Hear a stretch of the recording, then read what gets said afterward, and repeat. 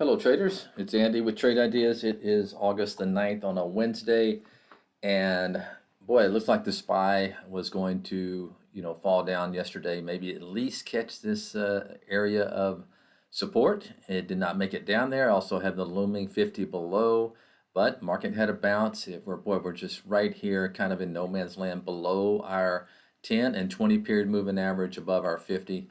But let's take a look at some opportunity out there because there are seeing some nice setups.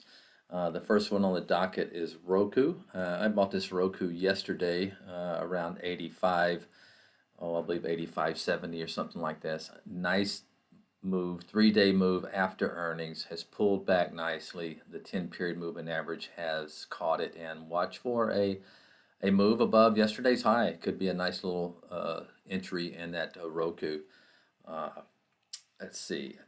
Another one is ON. I'm still kind of watching this one. I love the way it's still setting up, holding this 20. This 20 has been kind of the guiding hand in this last up move. Bounced off it again yesterday. So watching for a move above 36 there in ON.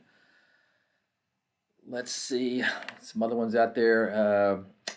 FNGR, another one that is kind of setting up pretty here. You can see the wedge is developing if I drew it, a line there, and then another line right here.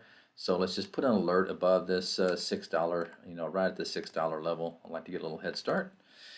And taking one more look around ACHR. Did I mention that? I think I did. Yeah, ACHR, my last one I'm going to talk about. Nice explosive move after earnings, I believe. Pulled back very much like that Roku. So watch that ACHR for a nice bounce.